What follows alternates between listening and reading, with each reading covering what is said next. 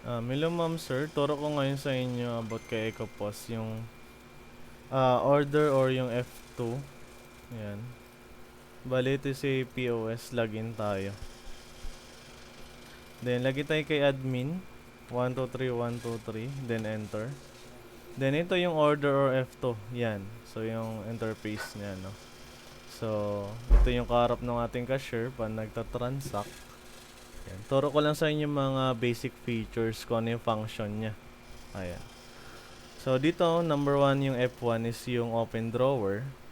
Once na maklik nyo to, is automatic na mag-open yung drawer. Then ito naka F2, ito na po yan. Yung nakikita po natin, no?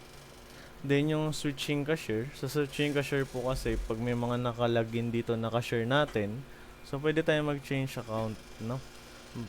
Kung tapos na yung duty nila sa shift nila, so pwede tayong mag-shift dito. So nandito rin siya sa F2. So switch cashier, then kung ano yung password na naka-online, so 123123, then proceed. Then open yung drawer niyan, bibilang tayo ng pera.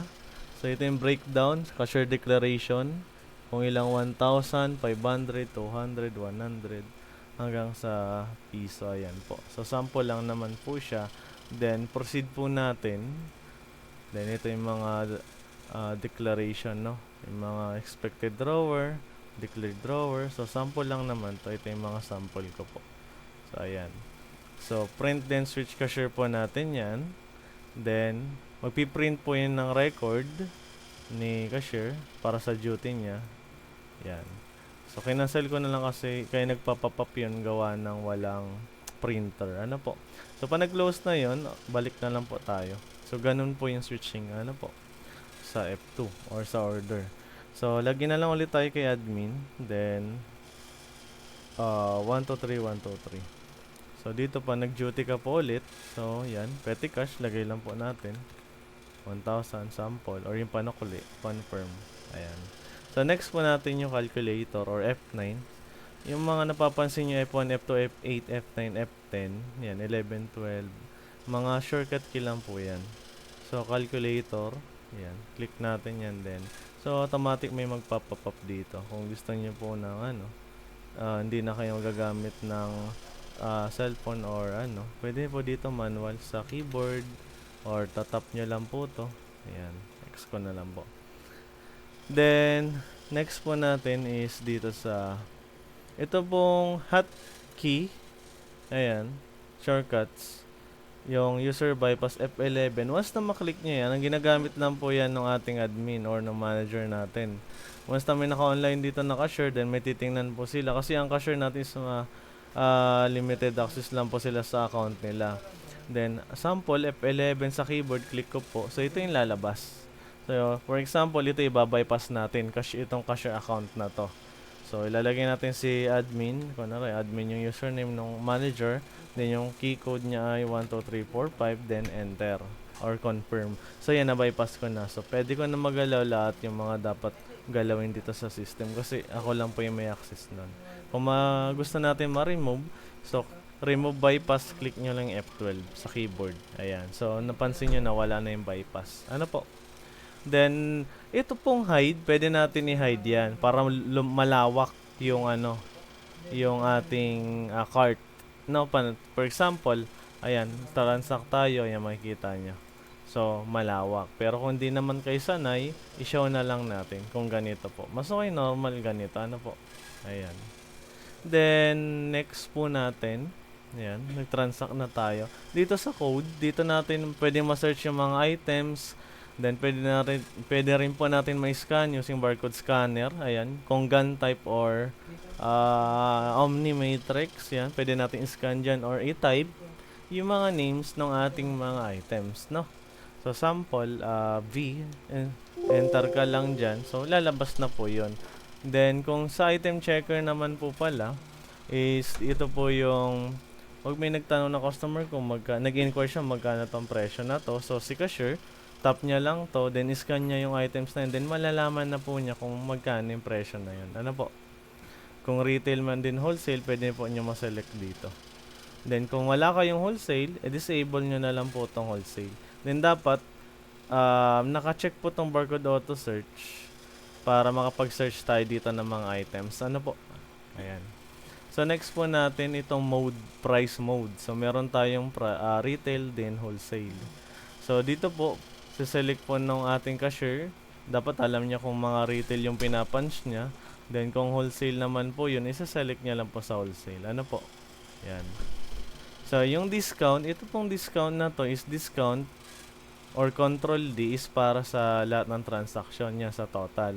Ito naman discount item is per item. Ano po? Sa sample tayo mag-discount. Yan. Discount sample. Di-discount ko itong 130, itong 13 pesos. Kunwari is regular siya. Then suki. Yan. Double click. Then apply. Yan. So, madi-discount na po siya na 1%. Ano po? So, dito naman, tama po ba 1%? Ayan. Then, kung gusto nyo per item, click nyo lang po yan. Then, yes nyo lang po. Then, pwede tayo dito, mag-discount sa isa na tong items. So, regular ulit. Yan, apply. So, mababawasan na po siya. Yun yung per item. Then, next natin customer. Si customer po kasi, pag meron kayong mga loyalty card, yan, mga suki card, so, pwede natin apply dito para magkaroon sila ng mga discount or record. Kasi kadalasan pag lalo tigit mga yung bare months, yung mga holiday season, yan po. Kailangan nagkakaroon ng mga discount, yan. So, customer, yan. So, dito, pwede search yung card or yung card number or yung name. So, ayan. So, si Bon, apply natin. So, meron siyang remaining balance or nag-top up siya ng 35,000. Ayan. Pwede niya yan magamit. Then, ito yung quantity po pala is para mabilis edit ng customer natin.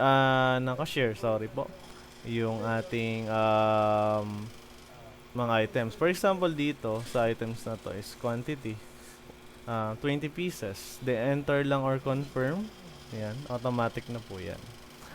Then, next po si void item. Yung void item po natin is per item ang void niya. Kunwari, nagkamali po ng punch si cashier dahil lang mamadali.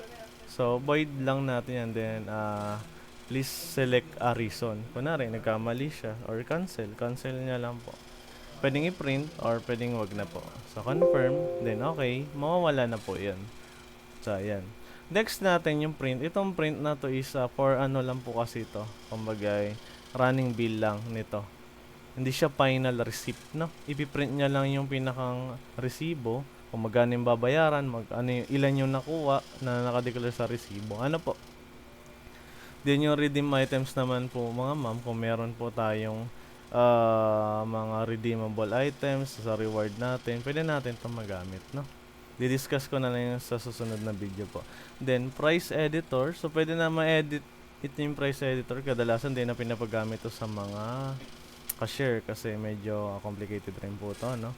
So, pwede magamit to pag may mga kilala lang po kayo na yun, suki nyo, kumpare nyo po, ayan, mga relatives na bibigyan yung discount per price. So, pwede nyo ma-edit siya per amount. So, for example, 5 pesos na lang ang isa. Confirm. So, na-adjust yung total. Ano po? Then, cancel transaction. Pag marami dito nakatransact, sample.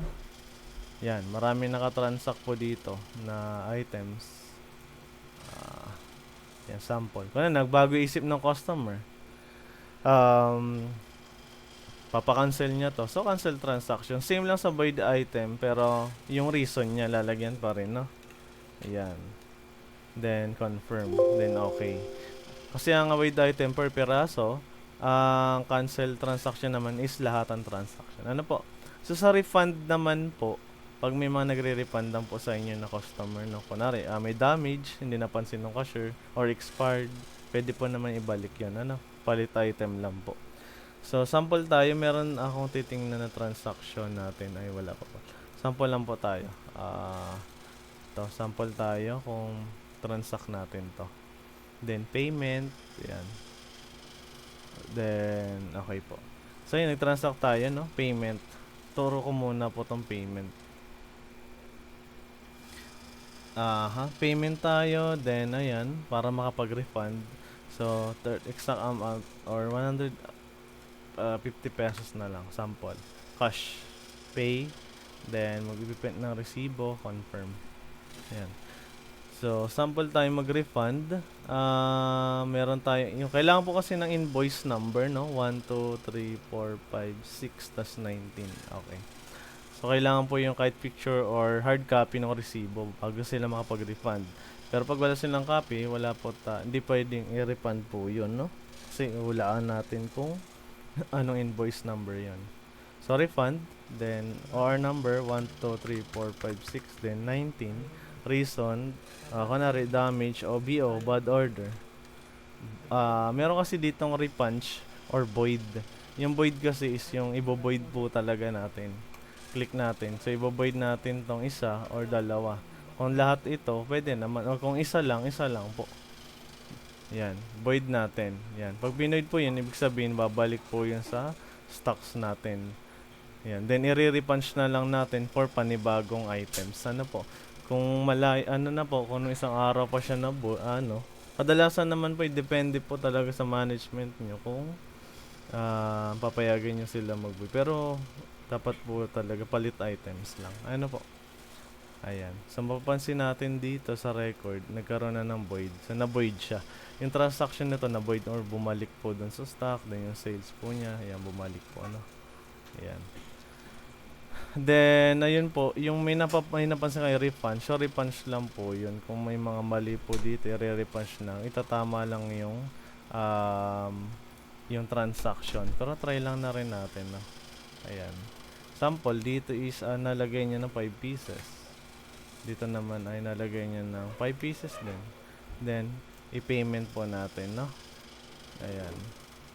So, refund natin. Re-repunch. 1, 2, 3, 4, 5, 6, then 20. Kasi kanina 19. Reason na lang natin. Damage. Ayan. Repunch. Ayan. This will void then repunch all item included in this invoice. Ayan. Do you want to continue? Yes. So, ayan. For example, dito na yung marirepunch. So, ito, nagkamali yung cashier. Dapat 4 lang. Lagyan natin dito. Confirm. Then, dito po pala is dapat 6. Ayan. So, confirm. So, saka na lang ipipayment. So, ito na magiging final. Ano po? Ayan. Then, more. The journal record. So, ito. Meron naman po tayo dito mga record. Ano po? Makikita. Ayan. Para hindi rin tayo madayo ng ating mga cashier. Then, next po yung keep. Yan. Sample tayo na nag-transact po tayo ng marami. Then, yung customer is, meron pa po palang kukunin or babalikan po niya. So, ikikip lang natin para hindi pumila po yung ating mga customer. So, keep din yung pangalan niya, si Bon. Then, keep. Yan. Pag bumalik na po siya, dito na papasok yung retrieve. Click po yan, then hanapin nyo lang po dito. Ayan, si Bon. Then, pay na po na double click or pwede po nating i-search dito kung marami na po. Sabihin lang po nila yung pangalan nila, then, search natin. Lalabas na po yun. Ayan. Enter. So, si Bon. Ayan. Pay. Ayan. Ay, sorry. Retrieve. So, ito po. Pay. Ito po yan. Then, payment na po natin. Ayan. So, meron din tayong mga payment method dito. Pwede po natin ito ma-edit. Ayan. Ma-customize. For example, GCash. GCash. Then, exact amount. Yan. Then, reference number. Pangalan nyo. Then, reference number po. Then, pay lang po natin. Magpiprint na po yung mag-open yung drawer. Then, magpiprint na po ng resibo. Yan. So, yun lang naman po mga ma'am and sir yung about sa order or EFTA natin, no, sa POS natin. Ano po? Kapuli nakatuto video na to. Then, thank you po.